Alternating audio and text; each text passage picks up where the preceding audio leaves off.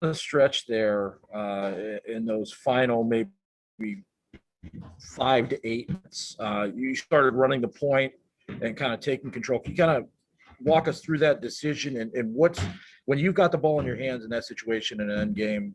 How did I'm trying to win. In my head, nothing. I've kind of got away from overthinking earlier in my career. I'm just trying to win. I know how to win at this level. I've won before. Coach puts me in great positions. He puts the ball in my hands, and to be here in this position, it's nothing shy of a blessing for the faith that he has in me and my teammates as well. And I'm really proud of our team. It's easy to say that, with the ball in my hands at the point, yeah, I made things happen down the stretch, but guys fought tonight in the last 20 minutes. Me and Josh had the last 8 minutes of the first half, but guys really came in and played their hearts out and played together. and this win for you guys, two against top 5 teams in 3 days. You've kind of taken this one game at a time. I mean, how do you kind of look at this right now? One day at a time, not even a game. Tomorrow we headed to the off day, watch some things, see where we could have did things better. Prepare for Maryland on Sunday. One day at a time, man, and just try to win the day. We'll go next to Matt Charbonneau. Aaron, when things weren't going well, not even a couple of weeks ago, you talked about you guys needing to learn to make winning plays, making the plays when it matters most. What has been the difference, especially, starting with Indiana probably on the weekend and then tonight? What has changed, or what have you guys done to allow yourselves to start to make those plays when it matters most in a game? Playing connected. We're playing as a team, playing together, not just offensively, but defensively. Guys are not only raising their play, but we're becoming more together and more connected. And it's good to see. It's a wonderful thing when guys are, when the ball is moving, when we're playing defense on one accord and we just look so together, so connected. That's something that Ohio State really is. They play together, they play connected. They know where everybody likes the ball. They know big guys, guards, it doesn't matter. They play connected, and we try to do that with us. Thanks. We'll go next to Audrey Dahlgren.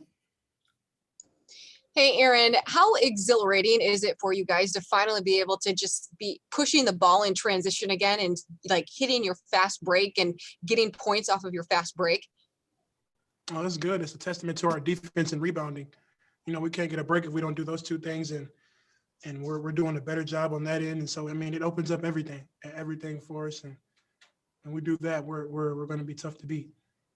And just as a quick follow-up, I know that you guys are really just focusing on one game at a time, one day at a time, but to be able to beat two, top 5 opponents on your home floor, what does that say about the momentum that you have?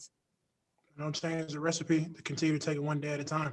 We can't amount to anything other than that, and just continue to get closer, and continue to head into this day tomorrow, an off day with film, and, come with the open mind that, yeah, we just beat 2 top 5 teams, but where can we get better? What can we do to change these things, and where can we grow? And we have to continue to be hungry, never satisfied. Everybody, we've all won in that locker room before.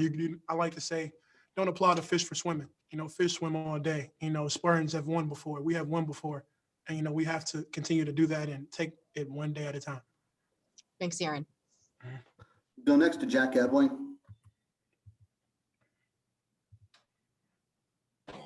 Aaron, you had the big start, and then it looked like you hurt your hand or your wrist. You kept grabbing it. What was that, and how long before it cleared up a little bit? Yeah, I just I think I spun, and it came and trapped me. I jammed my finger. I did something to it, and it was bothering me, so I just taped it. Yeah, it was just it ain't stopping nothing. I'm good. I'll play if I had one finger. It don't matter. We'll go next to Stephen Brooks. And I'm sure each of these last couple wins have done something for you guys in terms of momentum and confidence. With this one, where you have to pull it out, with this one, when you pull it out late, what do you think this one will do versus, Illinois was kind of a complete game, and Indiana, things sort of turned around the first half. You carried that through. This one was very late where you guys turned things around. what do you hope that this can do as you guys Yeah. try to keep it rolling? We can, never too high, never too low. We've had some lows throughout the season, and obviously we're on an upswing, but got to stay even keeled. You got to stay hungry. You got to stay wanting to get better. And no game is perfect, so you can always grow in some area. You have to watch film tomorrow and be prepared to get better and come with the open mind on what we need to do to grow. Time for one more question. We'll go to Jim Comparoni to wrap it up.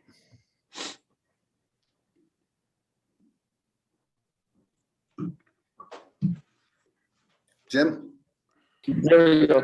Aaron, can you describe the level of determination that you guys had at halftime when you had a deficit, and also in the last 5 minutes when I'm sure you were battling fatigue? You were running the point, 3 minutes to go. You were playing defense in the post against Liddell. Tell me about the determination. What was said on the sideline? Had you felt anything like that before? Yeah, I don't get tired, but we just played so together. I'm just kind of trying to replay those last few possessions back, and man, it was team defense, it was team rebounding, everything was connected. The plays we were running, we were just on one accord, and we followed the scouting report, and we ran the plays coach put before us, and that was that. Can you describe the field goal you made with about 1:10 to go, pull-up jumper, and then the one that Josh Lankford had also in the last minute?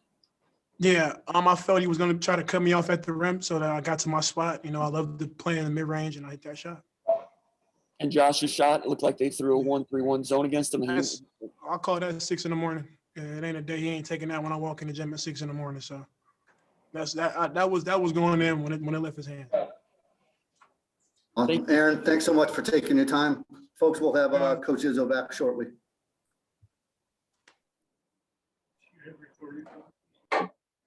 Definitely put in for questions. What? Definitely put in for questions. Definitely put in for questions.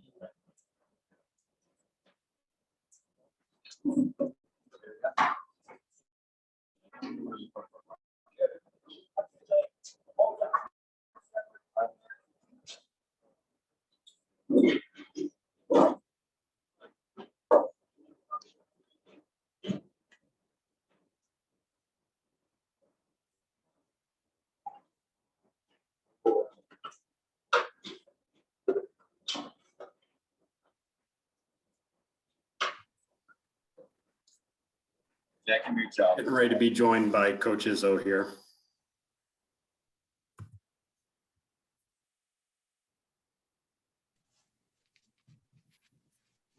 There's Coach. If you want to start us off with an opening statement. Yeah, on such a great night, I think I'll start out with, how sorry I felt for Ao DeSumo. I did talk to Brad today when I found out.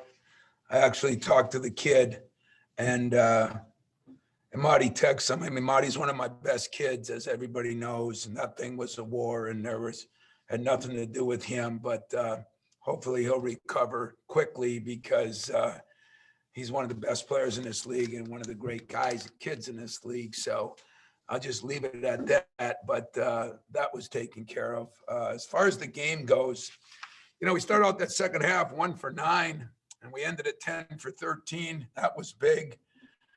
I thought it was surviving the first half without, my two superstars, Josh and Aaron, playing, 20 minutes between the two of them, and be down 5. I thought we were lucky. I did not think we played great, and yet we found a way to win. It was an absolute war in there. I feel for Chris too. I thought, we were both complaining about a lot of things. It was so physical in the post, but at the same time, there were some big plays. The play when we're down 49-42 and Josh sprinted back and blocked that shot was huge. The big 3 we got from Joey was huge. I thought we did some great defensive stands down the stretch, and yet we had to overcome, some turnovers and some sporadic play at times. I thought Aaron, second half, started playing off 2 feet. First half, he was playing off 1 foot. That was a big difference. But to out-rebound them, have 19 assists on 24 baskets, more like we've been playing earlier in the year. Defensively, I thought, we gave up some things inside, but the whole game plan defensively was don't give up the three. They hit 11 threes. In the last 5 games, they're averaging almost 11 threes a game. They get 4. I thought we did a hell of a job on Justin Aaron's. Another kid I almost feel for because love his family, his brother. And we gave him so much attention because my assistants were watching him shoot around before the game. And I had 3 assistants come up to me and say he doesn't miss a shot. And, when I watched him, it made me ill because he doesn't miss many shots. And I thought, Dwayne Washington has been playing so good and has really improved as a player. And we did a decent job on him from the 3, although he drove us crazy the first 10 minutes of the game, just driving the ball. But that's a very good team. They're missing a very good player, although we've gone through some missing people too. But that was a big win for us. The way we won it, maybe not shooting the lights out, although we shot 48%. I thought it was our rebounding was pretty good.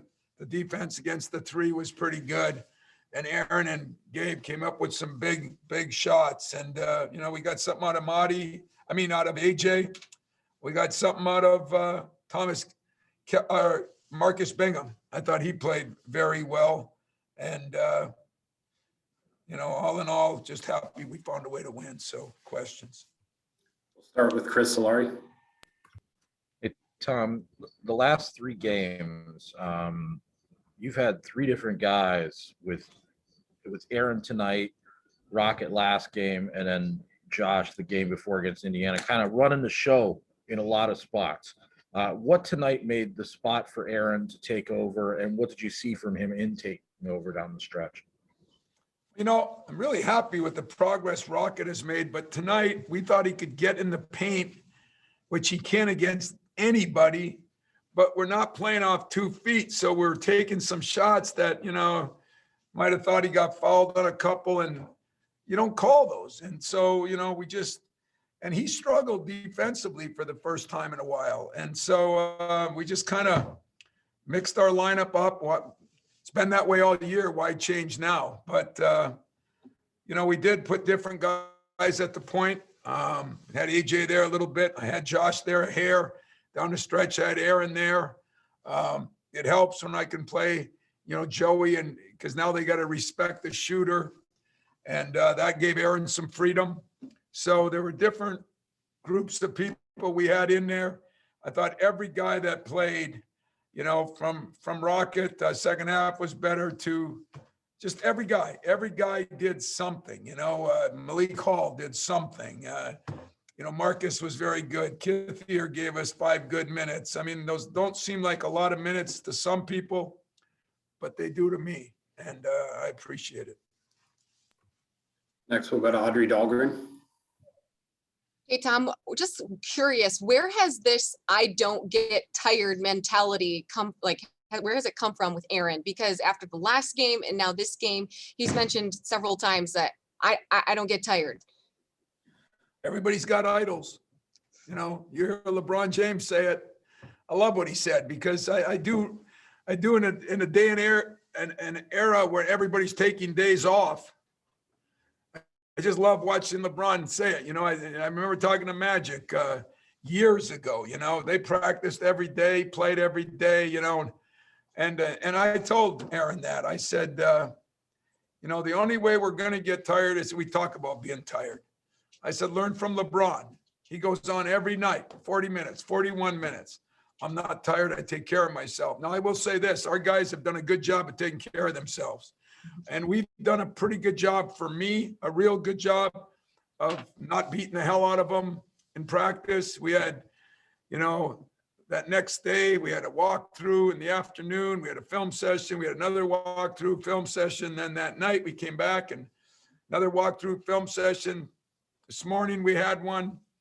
And then this afternoon a shoot around. So we're trying not to save their legs and maybe mentally prepare more than physically So I kind of used it like an NCAA tournament, how we prepare there with 1-day prep. And I think Aaron, hey, he's got a lot on the line right now. Josh, these juniors and seniors are playing for a lot, and I give him credit. He was getting tired, but we rode him like a horse, and he answered the bell.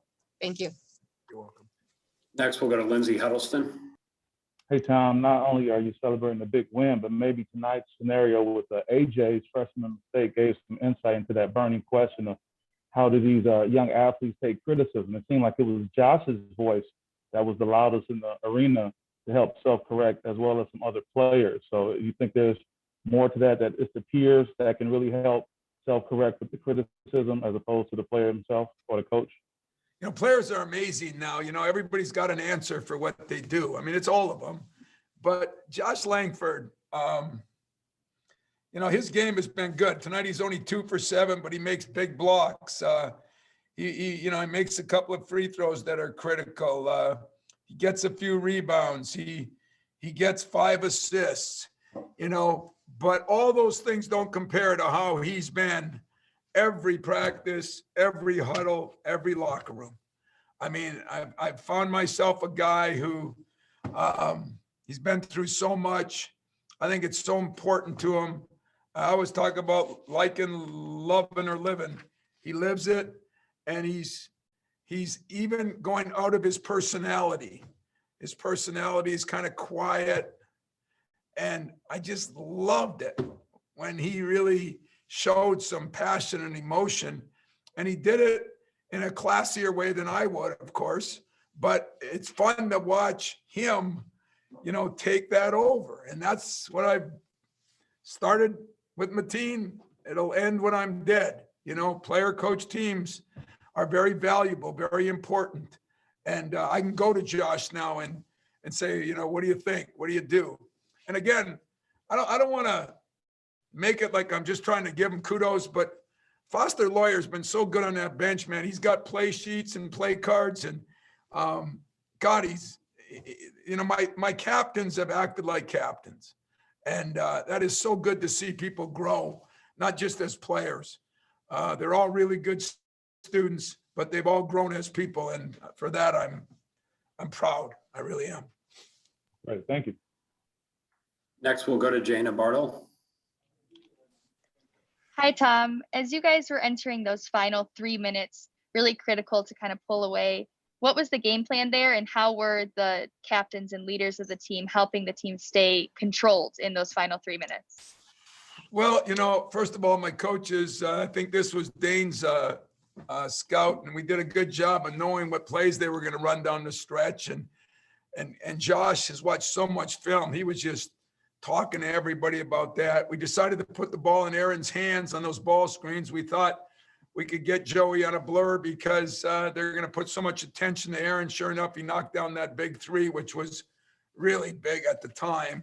And so that was the game plan, you know, put it in Aaron's hands. We ran some things for him and Josh. We tried to look at our 2 best. Josh made a great feed into Markey, who made a bucket. Aaron made a great feed to Joey, who made a bucket. So it wasn't always about them scoring. And then they each hit that elbow free throw line jump shots that were game winners, you know. And but don't underestimate Josh's his blocks, his rebounds. I didn't see the play when we got the big rebound and they called a foul on Josh way off on the ball. So I don't know what happened there, but I thought last week was physical. This week was more physical. And I will say this, I love Ohio State's team. I think Chris has done as good a job as anybody in this league when you look at what he had and the size. And boy, I'll tell you, he's got a couple guys. Lindell is, God, he's a man. I really, really enjoy him. Washington's really good. And Orange has been so good. You know, Walker, I mean, they've got a lot of very, very, very good players that aren't maybe superstars, but they are. You talk about a connected group. It's fun to be down on the floor and listen to them talk. So there's no doubt they're still a 1 seed in my mind. You know, everybody doesn't realize that people are beating people in other conferences, but in our conference, there's so many good teams. There's never a night off. And sometimes you just wear down a little bit. So I'm ecstatic. I think I'm not sure we've had many weeks when we beat a 4 and 5 ranked team in the country. So I'm just going to enjoy it for 20 more minutes. Thank you. Next, we'll go to Rico Cooney. Hey, Tom. Everything that went on in this game, I think one of the things that may get kind of glossed over, but looked like to me was a big moment, was you got Josh and Aaron on the bench late in the first half, and you go into the first half down by 5 when maybe you could have been down by 10 or 13. Well, Rico, that's what happened to us Josh was sick then, and we didn't have Gabe, and you think Gabe's not important. He's playing better and better and better. And that's what happened to us at Ohio State. We were, I think we were down 5 with 4 minutes left, and we went into the locker room down 12. And so, it looked like it was going that way. And, we found a way to stabilize there, and that was really big. And,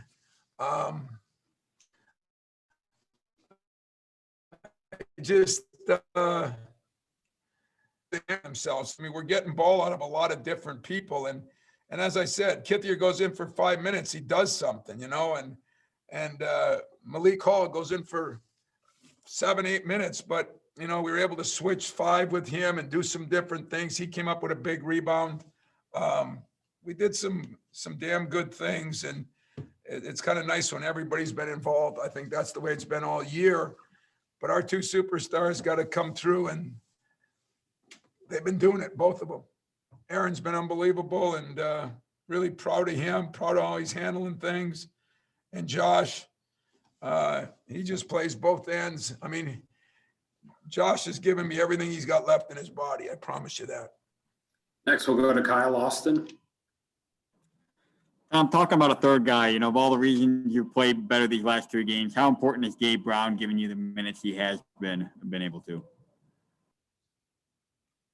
Well, he's really important. He's my Morris Peterson. I tell people, that he's the process has been a little slow, but it was Morris that came through in his 3rd year. He started playing better and better, and you're starting to see Gabe play better and better. He's getting more comfortable. He's better defensively. He's starting to rebound finally.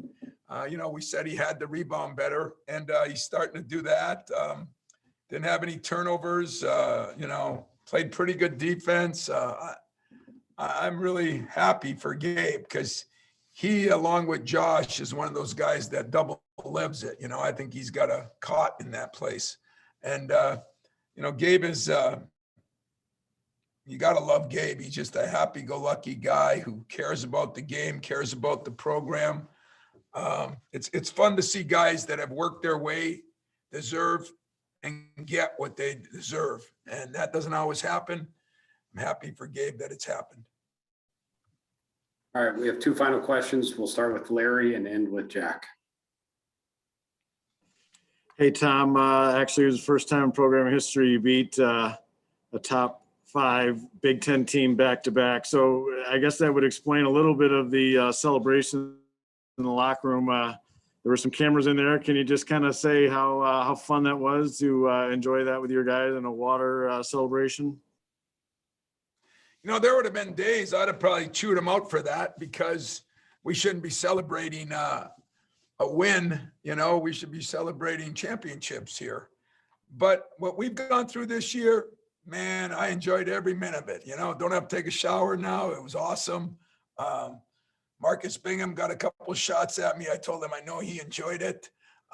It was, it was special because it was genuine. And I don't think we're about winning games here, but you got to win games to advance. And those were 2 big games. And, they not only came in a short period of time, but they came, the Indiana game, this one, we've been a little down and out. There's no question. And those kids have been through a lot in a lot of different ways. So they want to throw water on me or soap or Gatorade or whatever they want to throw at me, Larry, I'm in for it right now. And we'll wrap with Jack Ebling. Tom, if the purpose of this whole thing is to teach some life lessons, what have your guys learned about perseverance and staying in the fight over the last 6 days? You know, that was exactly what I hit him with. I hit him with that when we started. I said, you know, you're going to have a lot more tough things to go through in your life. You know, you think of all the people that have lost their lives in this pandemic. and you know, I look at Julius and what he's gone through and some of the other guys, and DJ, and I say, you know, if you can fight through adversity, if you can fight through the toughest times, it's going to help you because you're going to have tougher times, you know, whether it's your kids, your wife, your parents, sickness, death, all the things that go on in your life, disappointments, failures. And so it is a life lesson. And, you know, when you can get off the mat, as they say, you know, I mean, it's been that saying since I was a kid, you know, if you're knocked down, you got to get up one more time than you're knocked down, all those cliche things. But we're not, you know, we're not safe in anything yet. We haven't accomplished anything yet, but we did accomplish that. We know we can get up off the mat. And can we sustain being off the mat now? That'll be the next chore. And if we can do that, then we take another step. So this is just a step-by-step process. I can promise you that we're going to look forward to going to Maryland a little more than we would have 5 days ago.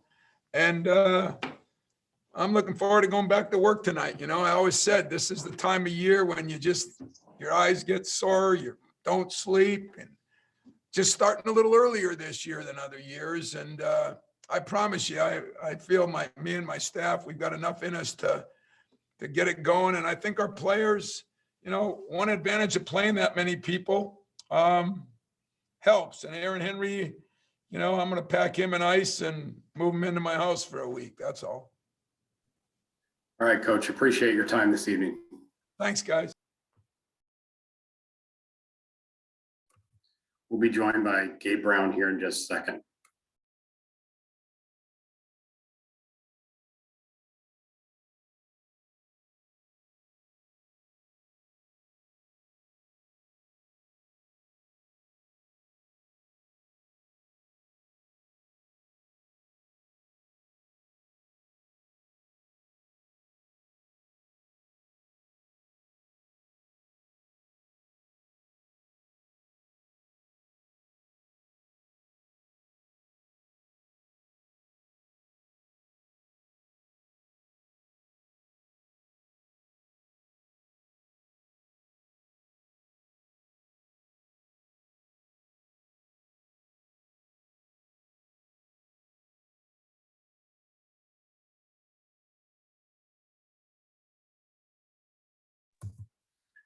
All right, we're getting ready to be joined by Gabe Brown. There's Gabe. We'll take questions for him in the chat. Gabe is going to be our final player this evening. We'll start with a question from Chris Solari. Gabe, 2 weeks ago, when you guys lost that Iowa game, did you envision being at this point where you would be able to knock off 2 top 5 teams? And what maybe has changed in those couple weeks from then till now? No question. I believe in this team. I believe in everybody. I believe everybody has confidence in themselves, and with coach and with all the assistant coaches, they pushed us. And right now, we just taking it one game at a time. We're not trying to do things out of order. We're just trying to take it one game at a time and just stay connected. Next question will go to Jaina Bartle. Hey, Gabe, entering those final 3 minutes, the game was real close and it was important for you guys to pull away. How would you describe maybe the energy on the bench and on the court and the determination you guys had to finish this game off with the win? It was amazing. I mean, the bench always gets us hyped up, and you got leaders like Josh, you got Foster on the bench going crazy, you got Henny yelling at guys, doing his thing. So it's good when we got all those guys just working together. Then you got I'm out there, then you got Rocket out there, AJ. Every guy brings something to the table, and at the end of the day, it shows that we won. Next, we'll go to Matt Charbonneau. Gabe, Aaron's talked a lot this year about making winning plays when the game matters the most. You guys were able to do that tonight, certainly a little bit Indiana Saturday. What's been the difference that you guys have been able to make those plays in crunch time that maybe weren't there earlier in the year? I feel guys are putting more time in. Everyone's putting a little bit more time in. It don't matter if it's watching film. It don't matter if it's shooting free throws. It don't matter if you're just coming in just talking with coach. Everybody's putting more time in, so it's starting to pay off. And right now, Henny is putting a lot more time in. I'm putting a lot more time in. Josh putting a lot more time in. Though everybody's putting a lot more time in. So right now, everything's starting to click and we're starting to be connected.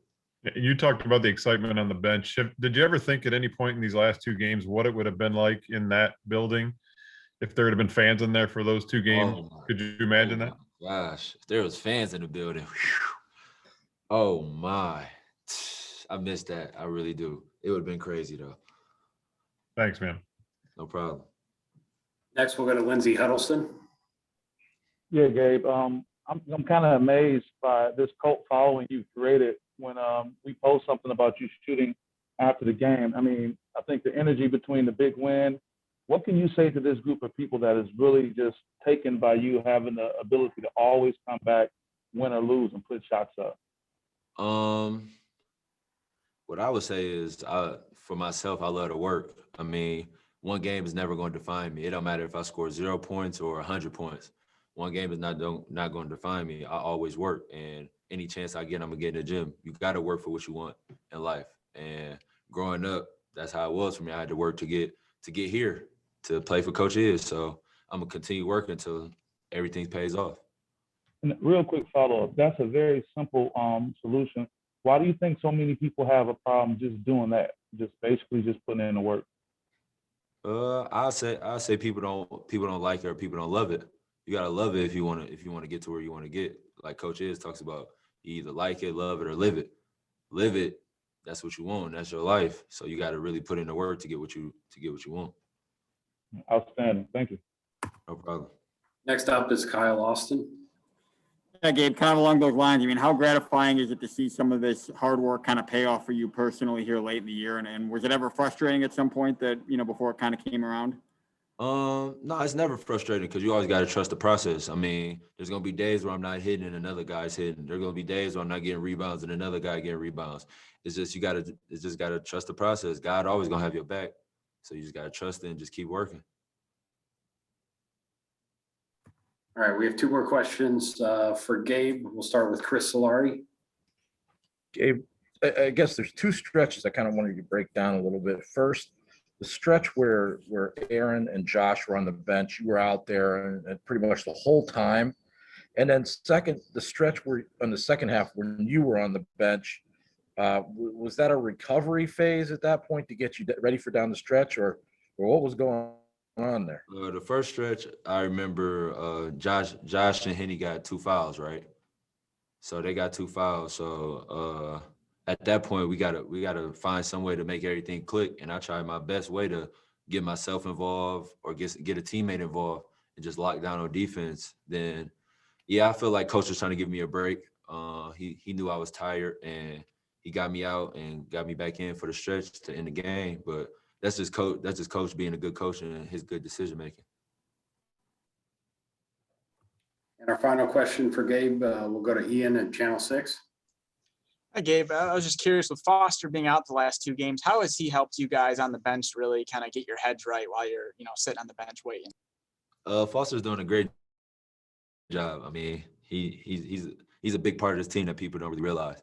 Foster does a lot. He's always in the gym. He's always working, watching film, doing the right things, and he deserves everything. He's a great leader, a great captain. He's a great player. He's a great friend too. So I'm happy for him. I'm glad he's doing the things that he is.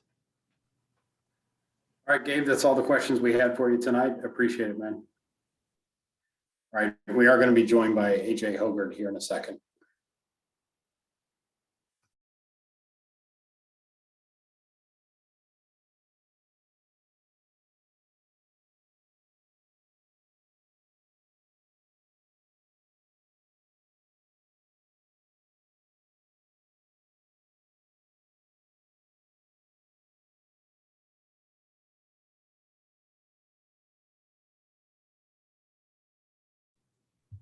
Here's AJ there. We'll take questions for AJ in the chat.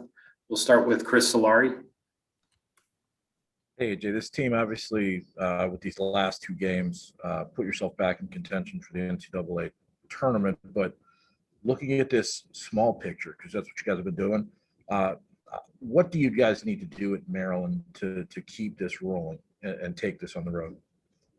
I just think we need to stick to what we've been doing and just stay connected and be a team how we've been these last couple of days, practices, weeks, and just continue grinding, pushing each other, and just holding each other accountable and doing what we know to do best. What's changed in this team since the Iowa game, do you think? I'd say the Iowa game was really an eye-opener for us, and we just really bonded together and just came together. Even with the big deficit, we just talked to each other. We had meetings and things like that and just came to a conclusion like we need to bear down and be connected throughout all of it and just put our nose down to the grind. Next question will go to Lindsay Huddleston. Hey, AJ, you had a freshman moment in the second half. Coach Izzo got on you, but your peer, Josh Lankford, was very demonstrative and getting on you, but it seemed like you had the right body language. You bounced back. Can you talk about what it's like being critiqued from a peer compared to your coach? Coming from a peer, it's more like he's trying to help you get through it. And not to say that coaches is not, but it's just different. It's just like you listen to your friend, he's telling you the same thing your parents is telling you, but it's coming from a different level. You would rather hear from your friend. So it's just like Josh was good in that moment. It kind of taught me a lot as well. And just that's what he's been doing. He's been leading us and helping us all stay connected and been doing a good job of it. I just want to say as a follow-up, I think you may have helped a generation of athletes with that statement. We'll get back to you on that, but thank you. Our next question will go to Rico Cooney. Hey, AJ, can you talk a little bit about the AJ that started out the season and maybe was a little wide-eyed about everything and how you've adjusted to the AJ that's out there playing now and getting minutes? It just came along with my teammates pushing me, coaches holding me accountable, of course, and just me coming in and spending more time and just getting comfortable out there and just finding my groove and doing what I need to do for the team to win, help us out each and every night out there and continue to be a part of the program. Thank you. Next, we'll go back to Chris Solari. What are you seeing in the last 2 weeks from Aaron Henry? What's changed in him maybe? I would just say he's been dialed in every second of every day. Not saying that he was not dialed in, but it's just meaning more, we all know what's on the line. We don't really got to speak on that, but it's just been a different focus from everybody. And it started with him and Josh, and they just been holding everyone accountable and just trying to get things going. How with this team, it's been a struggle all year to find a point guard. How is this approach that you guys have taken now the last maybe 3 or 4 games with multiple guys running the show? How has that changed things for you guys individually? I don't think it's really just changed anything individually. It's just been everyone's comfortable with everybody, so it doesn't matter who starts. We just all want to have the same end goal, so it doesn't matter who's out there. We're just all fighting for one another and pulling for one another. Anything else for AJ?